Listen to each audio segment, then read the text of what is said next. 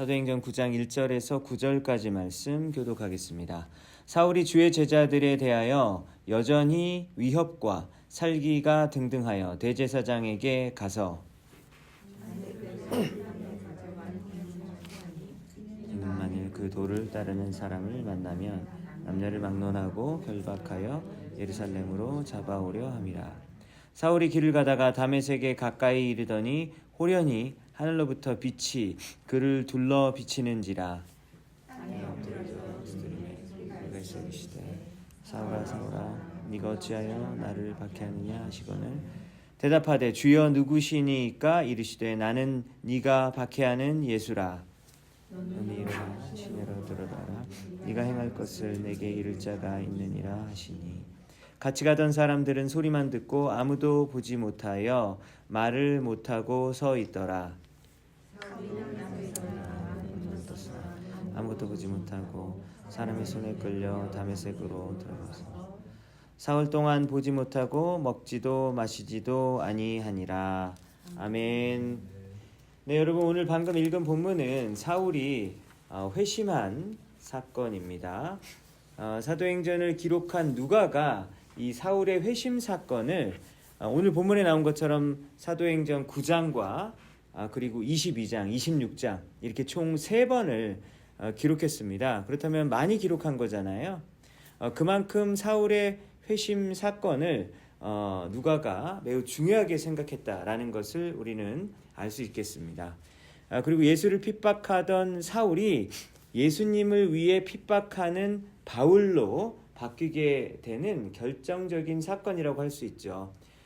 근데 사울이랑 바울이 다른 이름은 아닙니다.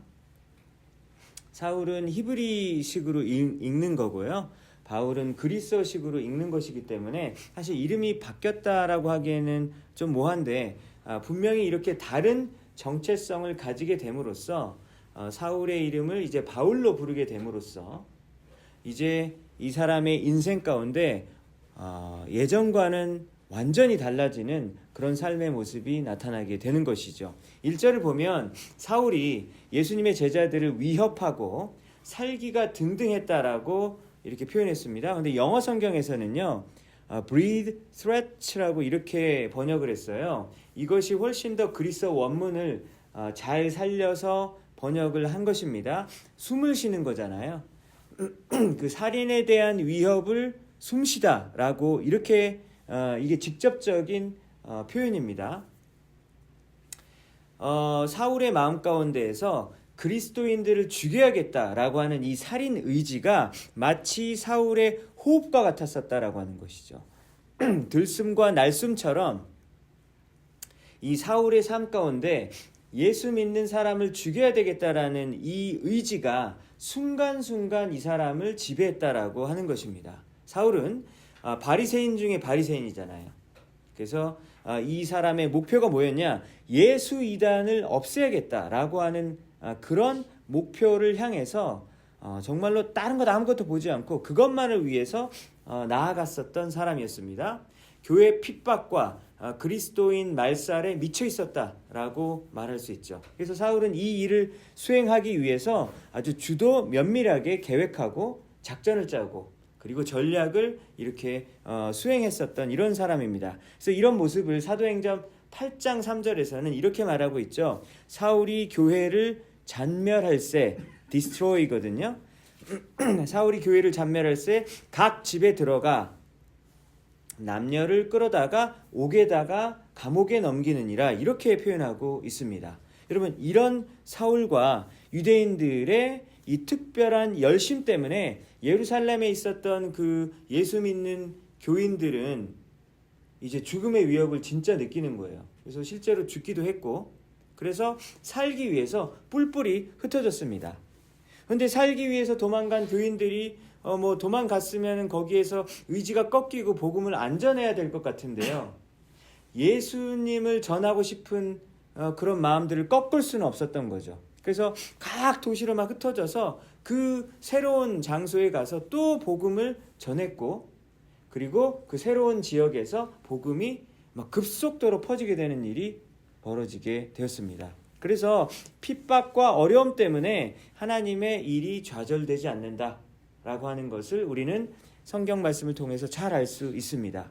사울이 오늘 본문을 보니까 대제사장에게 가서 나한테 공문을 달라고 요청을 합니다. 공문을 주세요. 그러니까 이 공문의 내용이 뭡니까? 내가 지금 다메섹이라는 곳을 가야 되는데 다메섹에게 가서 그 회당을 찾아갈 텐데 그 회당에서 이 대제사장이 쓴 편지를 보여주면 아주 쉽게 자기가 일을 할 수 있는 것이죠.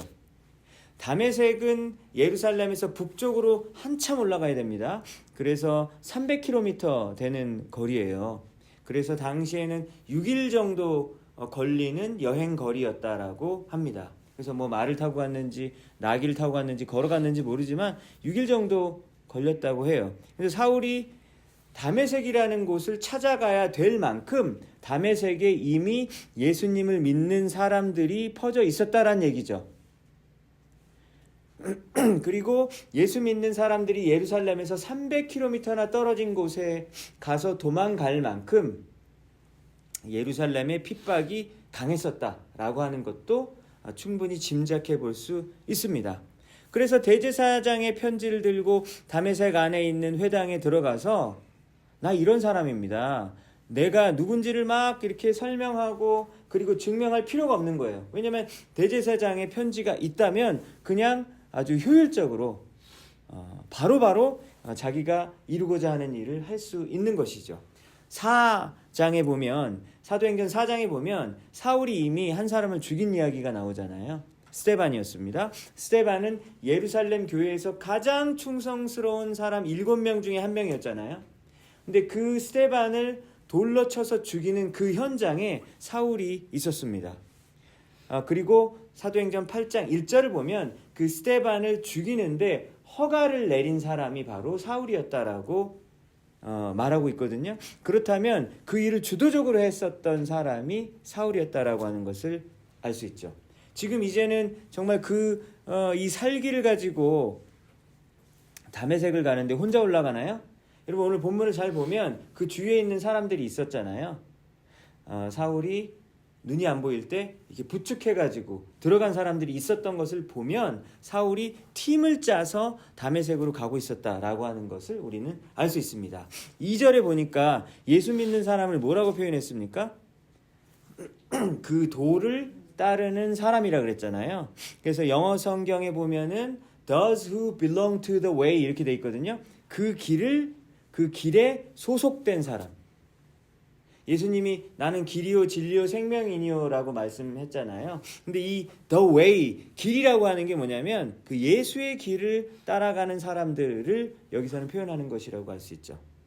그래서 유대교의 관점으로 이들은 정말로 이단입니다. 왜냐하면 지난주일 예배 때 보았던 본문에 나온 것처럼 요한복음 10장에 나온 것처럼 예수를 따르는 사람들은 신성모독에 동참하는 사람들이죠. 왜냐하면 예수가 자꾸 나와 아버지는 하나이다. 그리고 나의 아버지가 하나님이다. 그리고 막 내 목소리를 듣는 양들이 있다. 막 이런 얘기 하니까 완전히 신성모독인 것이죠. 그래서 사울이 다마스커스에 막 이런 살기를 가지고 점점점 막 다가가고 갔을 때 갑자기 하늘로부터 강한 빛이 사울을 향해서 비쳤습니다. 사울이 그 자리에서 땅에 쓰러지고 고꾸라졌죠. 이때 소리가 들립니다. 사울아 사울아 네가 어찌하여 나를 박해하느냐. 그 소리가 들리자 사울이 질문합니다. 주님 누구십니까? 그러니까 사울에게 들리는 소리의 정체가 누군지는 사울이 모르잖아요. 지금 누구냐고 물어보는 거 보니까. 그런데 누구냐고 물어보면서 거기 마지막을 뭐라고 얘기합니까? 주여라고 물어보잖아요. 그러니까 주여라고 이렇게 질문을 하는 것을 보면 사도 바울이 누군지는 모르지만 이 소리 가운데 엄청난 힘과 권위가 있었다라는 것을 느낀 것이죠. 그러니까 주님이라고 물어보죠. 그러니까 5절에 뭐라고 얘기합니까? 사울이 전혀 예상하지 못했었던 대답이 등장하지 않습니까? 나는 너가 박해하는 예수다 라고 하는 소리를 듣게 된 거죠. 여기서 여러분 잘 생각해 보시면요. 사울이 예수님을 박해했나요? 지금 사도행전 이제 1장부터 쭉 내용을 보면 이제 예루살렘 교회가 생기고 나서 박해가 막 일어났는데 사울이 예수님을 박해했습니까? 아니잖아요. 예수님이 1장에서 이미 하늘로 올라가셨잖아요. 그리고 나서 사울이 등장하게 되는데 사울은 예수님을 그 전에 만난 적이 없죠. 근데 어떻게 예수님을 박해합니까? 사울이 핍박한 대상은 엄밀히 말하면 1절에서 말하는 것처럼 주의 제자들이잖아요. 예수님의 제자들을 박해했습니다. 그리고 또 누구를 박해했습니까? 교회를 박해했죠. 교회를 무너뜨리려고 했고, 그리고 예수님의 제자들을 핍박한 것이지 예수를 핍박한 건 아닌데, 지금 소리를 들어보니까 뭐라고 얘기합니까? 나는 너가 핍박하는 예수다 라고 분명한 이 소리를 들었단 말이죠. 그렇다면 우리는 어떤 결론을 내릴 수 있냐면, 성도들을 핍박하고 교회를 무너뜨리는 것은 바로 예수님을 공격하는 것과 똑같다는 거죠. 예수님의 제자들에게 어려움을 주고, 그리고 그들을 심지어 죽이려고 하고, 그리고 교회를 말살하려고 하는 것은요, 예수님 자신을 핍박하는 것과 똑같습니다. 그렇죠?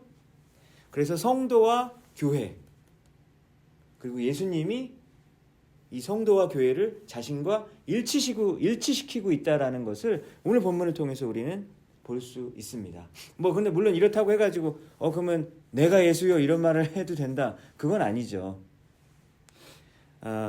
이것은 마치 이런 것 같아요. 만약 여러분들이 이제 어떤 사람과 사이가 멀어지고 싶으면 어떻게 하면 될까요? 그 사람 자식을 욕하면 됩니다. 그러면 바로 그냥 사이는 완전히 거의 끝나게 될 거예요. 차라리 나를 욕해, 그건 괜찮아. 근데 내 자식을 욕하면 여러분 그 사람이랑은 아마 회복되기 거의 힘드실 거예요. 예수님이 목자이고 그분을 따르는 우리 신자들 양이라고 예수님이 표현하셨잖아요. 만약 예수님의 양을 괴롭히면요, 어떻게 되죠? 선한 목자가 자기의 생명을 걸고 달려와가지고 양들을 지키려고 하지 않습니까? 똑같은 거예요. 목숨을 걸고 선한 목자가 나서게 되는데, 만약에 성도들을 핍박을 누가 하고 막 어려움을 주면 그때 예수님이 달려와가지고 그 사람에게 맞서 싸운다라는 얘기죠. 누가 만약에 교회를 대적하면 그 교회를 대적하는 사람을 누가 이제 나서서 하느냐? 하나님이 나서서 그 사람과 맞서 싸우게 될 것입니다. 그렇죠? 그러면 반대로도 생각할 수 있을 것 같아요. 여러분, 만약에 성도들을 세우고 양육하고 격려하고 또 교회가 든든하게 설 수 있도록 교회를 위해서 애쓰고 봉사하고 자신의 은사를 사용한다면 누가 기뻐할까요, 여러분? 하나님이 기뻐하시겠죠. 눈에 보이지 않는 예수님이 기뻐할 것이다 라고 하는 것을 우리는 충분히 오늘 본문 말씀을 통해서 우리는 잘 알 수 있습니다. 그렇다면 여러분, 우리가 이제 하나님을 믿는 신앙이 있는데, 신앙이 과연 뭐냐? 신앙은 하나님을 예배하고 하나님의 이름을 높이는 거잖아요. 그런데 하나님은 안 보여요. 그렇다면 우리의 신앙도 보이지 않는 하나님을 섬기고 예배하는 거니까 굉장히 관념적이 될 수 있고 이론적이고 그리고 막연한 것이 될 수도 있죠. 그렇죠? 신앙이라는 게. 그렇죠? 그런데 오늘 본문 말씀을 구체적으로 우리가 해석을 해보고 그리고 적용을 해보자면, 하나님을 섬기는 것은 뭐냐면 성도를 섬기고 그리고 교회를 세우는 일이다. 그것이 바로 하나님께 영광을 돌리는 일이다 라고 하는 것을 우리는 알 수 있습니다. 실제로 예수님이 마태복음 25장 40절에 보면 이런 말씀을 하셨는데요. 임금이 대답하여 가라사대 내가 진실로 너희에게 이르노니 너희가 여기 내 형제 중에서 지극히 작은 자 하나에게 한 것이 곧 내게 한 것이라 라고 예수님이 말씀하셨죠. 그럼 여기서 이 해당되는 지극히 작은 자가 누구냐면 그 전 절에 보면요, 배고픈 사람에게 음식을 주는 겁니다. 그리고 목마른 자에게 물을 주는 것, 그리고 옷이 없어서 막 헐벗은 자에게 옷을 주는 것, 병든 자와 감옥에 갇힌 자를 찾아가서 방문하는 것, 여러분 그것을 의미한다고 예수님이 말씀하셨어요. 만약에 너희가 세상에 아무도 거들떠보지 않는, 세상에서는 정말 중요하게 여기지 않는 그런 지극히 작은 자 한 명에게 너가 만약에 잘해주지? 그건 나한테 한 거랑 똑같은 거야 라고 예수님이 말씀하셨잖아요. 그러니까 여러분 이 마태복음 25장 40절을 보아도 우리가 사람을 어떻게 대하느냐가 예수님에게 직접적으로 대한 것과 똑같다라고 하는 것을 알 수 있잖아요. 그렇다면 오늘 본문과 일맥상통한다라는 것을 우리는 알 수 있습니다. 그러면서 여러분 마태복음 25장의 마지막 절에 보면 엄청난 말씀이 나오는데요. 이렇게 그냥 끝나는 게 아니에요. 예수님에게 그러면 예수님이 되게 기분 좋으시겠구나, 이 정도로 끝나지가 않아요. 무슨 말이 나오냐면 이런 일을 하지 않는 자들은 영벌에 처하게 되고, 이런 일을 하는 자들은 의인이라고 부르시고 영생에 들어가게 될 것이다 라고 이렇게 결론이 나와 있어요. 그러니까 여러분 이런 일을 통해서 영생과 영벌이 나뉜다는 얘기는 구원에 관련된 거잖아요. 그렇죠? 천국과 지옥이 나뉜다라는 거예요. 근데 우리는 분명히 로마서에 의하면 믿음으로 의인되는 거 아닌가? 믿음으로 구원받는 거 아닌가? 이런 생각을 하는데 예수님이 지금 오늘 보니까 지극히 작은 자에게 어떻게 하느냐에 따라서 너의 영생과 영벌이 갈라진다는 거예요. 그럼 여기서 우리는 뭘 알 수 있습니까? 로마서에서 말하는 믿음이 뭐냐면 지극히 작은 자에게 어떻게 행하느냐가 너의 믿음이 실제로 드러나게 되는 표지가 된다는 것이죠. 그러니까 이것이 뭐 행위 구원이라는 얘기가 아닙니다. 우리가 어떤 착한 일을 하면 구원받는다는 얘기가 아니죠. 순서가 바뀌면 안 됩니다. 우리에게 참된 믿음이 있을 때 반드시 그런 삶의 모습으로 드러날 수밖에 없다는 거예요. 근데 이게 반대 순서가 바뀌면 안 됩니다. 이렇게 행하면 구원받는다가 아니에요. 믿음이 진짜 있는 사람은 이런 행위가 나올 수밖에 없다는 거예요. 아니 뿌리가, 예수님을 믿는 믿음의 뿌리가 분명하다면 그 열매가 그런 열매로 나올 수밖에 없는 것이죠. 콩을 심었는데 어떻게 팥이 나오나요? 그렇죠? 그럴 수가 없는 것이죠. 예수님을 진짜로 믿는다고 하는데 실제로 사는 거를 보면은 세상에서 이렇게 보잘것없는 사람들한테 막대하고 무시하고 막 이런 모습이 있다면 그거 믿음이 없는 거다라는 거죠. 아니요, 저 믿음 있어요. 뭐 교회를 평생 다녔어요. 이것도 하고 저것도 하고 막 하나님을 위해서 열심히 했어요. 그거 다 소용없다는 거예요. 너는 믿음이 있다라고 생각할지 모르지만 그 믿음은 가짜야. 그리고 죽은 믿음이야 라고 말해주는 것입니다. 여러분, 그래서 우리가 오늘 말씀을 보면서 우리가 참 우리 주위 성도들에게 잘해야겠다라는 것이죠. 만약에 우리가 정말로 신앙 좋은 사람이라면 우리 주변에 있는 뭐 가족들에게, 아니면 우리 교인들에게, 아니면 우리 직장 동료들에게, 내가 만나는 사람들에게 진짜 사랑으로 대해야겠다라는 결론을 내릴 수밖에 없는데요. 이게 쉽지는 않잖아요. 그렇죠? 쉽지는 않은 것 같습니다.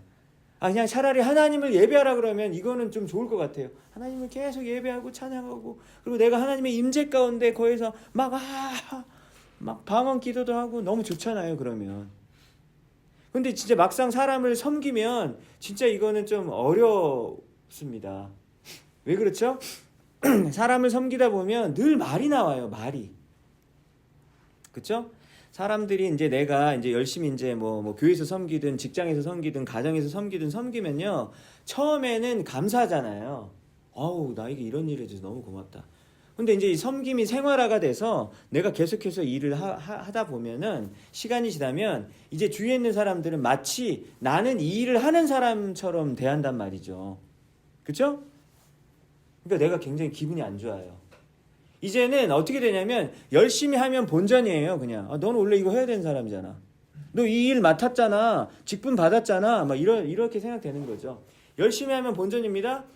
그 다음에 잘 못하면 어떻게 돼요? 이제는 비난받는 거예요. 그러니까 사람을 섬긴다라는 게, 교회를 섬긴다라는 게 결코 쉬운 일이 아니다 라고 하는 것을 알 수 있습니다. 그렇죠? 여러분, 참된 믿음은 쉬운 게 아니잖아요. 그렇죠? 왜냐면 이게 믿음에 대한 얘기니까. 참된 믿음은 이렇게 정말 정화가 되고, 그리고 불과 그런 연단에 의해서 순결하게 되어지는 과정을 거쳐지게 되지 않습니까? 또 어떤 사람들은 내가 막 잘 섬기려고 하는데 나의 말과 행동을 비틀고 왜곡하기도 한단 말이죠. 막 찬양을 막 했어요. 찬양팀 필요하다 그래서 찬양팀을 했어요. 그러면 어떤 사람들은, 일부 사람들은 저 사람은 저 사람들 앞에 나서는 걸 좋아해, 이렇게 말하는 사람들이 있단 말이죠. 그래가지고 이제 안 보이는데 뒤에서 막 부엌에서 막 설거지를 막 혼자 몰래 하고 있었어요. 그럼 뭐라 그래요? 아니 리더가 전체를 보지 못하고 저렇게 구석에 박혀가지고 저러고 있다고, 저러니까 리더십이 없지, 이런 얘기를 또 한단 말입니다. 예배 안 나와가지고 막 전화하고 연락했어요. 그때 뭐라 그럽니까? 교회가, 기독교는 아주 그냥 연락을 너무 많이 자주 해. 너무너무 아주 득달에 그냥 사람을 힘들게 한다고. 그래서 연락을 안 해요. 그럼 뭐라 그래요?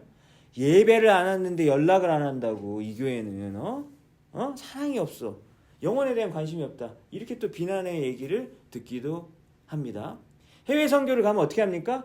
아니 우리 동네도 지금 섬길 곳이 이렇게 많은데 뭘 큰 돈을 들여가지고 해외 선교를 나간다고 그러잖아요. 그래서 해외 선교를 안 가죠? 그럼 무슨 얘기가 나올까요?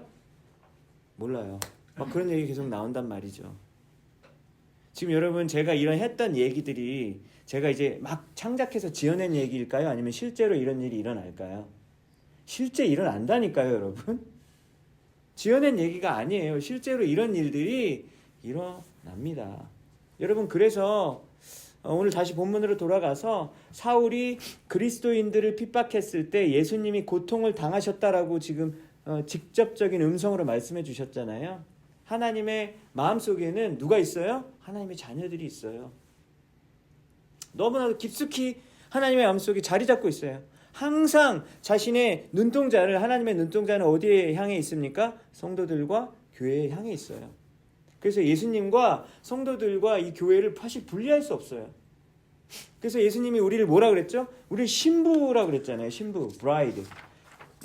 예수님이 신랑이고 우리가 신부래요. 근데 여러분, 신랑과 신부는 뭐죠? 결혼하는 건 뭐죠? 하나가 되는 거잖아요.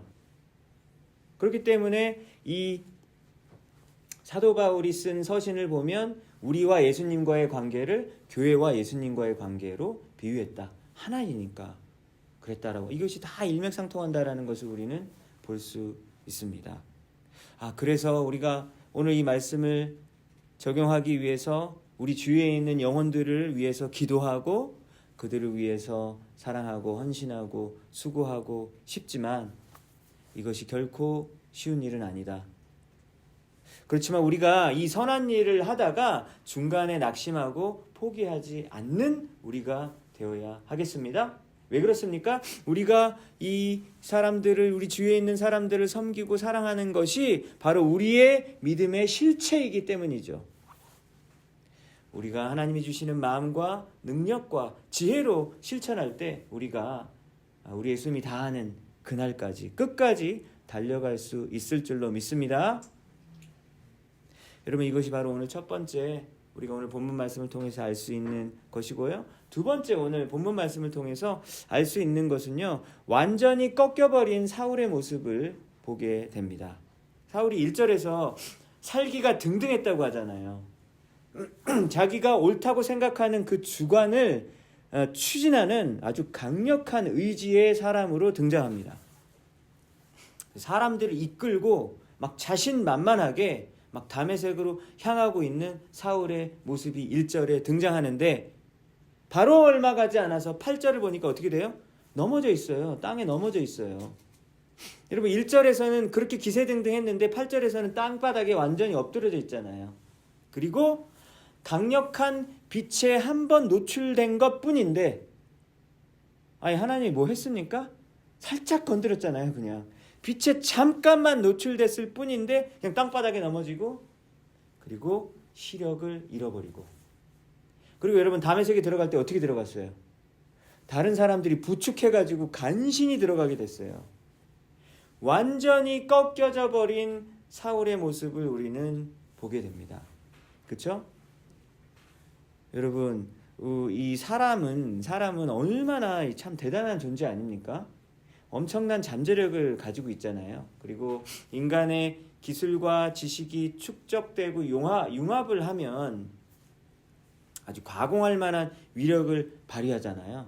그래서 뭐 화성에까지 심지어 가고 달에도 가고 인간이 못하는 게 없습니다. 진짜 엄청난 일을 하죠. 그래서 여러분 저는 대도시에 큰 도시에 막 다운타운을 걸어가면은 막 100층 이상 되는 그런 건물들이 한두 개가 아니라 막 수십 개 막 이게 막 늘어서 있잖아요. 그래서 그 건물 사이로 제가 이렇게 걸어가면 제가 너무 작아 보이는 거예요. 그리고 이러한 문명을 정말 이렇게 만들어낸 사람이 너무 대단하다라는 생각이 들더라고요. 정말 그렇지 않습니까? 그런데 동시에 인간이 그렇게 또 대단하기도 하지만 동시에 인간은 너무나도 힘이 없고 연약한 존재라는 생각을 하게 되더라고요. 그렇죠?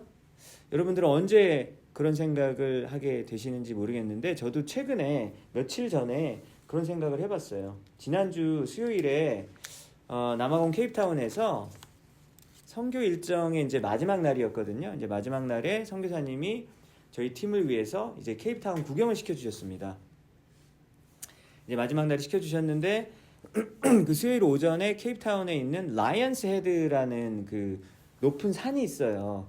근데 이게 이제 진짜 라이언 헤드 같이 생겼거든요. 사자 머리 같이 생겼어요. 저 사진을 죄송하지만 좀 이건가요? 이거 네네. 넘겨주셨네 벌써. 이게 여기가 라이언스 헤드예요, 여러분. 여기가 라이언스 헤드인데 여기 라이언스 헤드의 꼭대기 여기 올라갔거든요. 여기 올라가면 한 20명 정도가 있더라고요. 저희가 가보니까. 그러니까 여기 사진 보면 되게 좁은 곳 같지만 여기 한 수십 명이 올라갈 수 있어요. 근데 저희가 여기에서 올라갔거든요. 여기서 이렇게 길을 타고 올라가가지고 이렇게 올라가서 여기까지 올라갔는데 여기 보시면 정말 가파르잖아요. 정말 거짓말 안 하고 90도예요, 여러분. 90도. 이런 90도가 한 몇 미터가 되기 때문에 그러한 구간은 등산로가 없는 거예요. 없기 때문에 뭘 해놨냐면 그 바위에다가 사다리를 박아놨어요. 그래서 사다리를 박아놓고 이만큼 사다리가 있고 그 위에 사다리가 또 있어요. 그러니까 거기를 이제 올라타서 가야 되는 거예요. 그래서 우리 팀원 중에서 이제 몇 분들은 너무 무서우셔가지고 이제 못 올라가셨어요. 근데 충분히 그럴만하고. 근데 저도 이제 올라갔는데 이제 저도 이거 뭐 당연히 할 수 있지 하고 올라갔는데 중간쯤 되니까 제가 너무 무섭더라고요. 하지만 올라가야죠. 내려올 수는 없잖아요. 그래서 간신히 올라갔어요. 그래서 딱 진짜 어떤 생각이 들었냐면 이거는 진짜 너무 위험하다.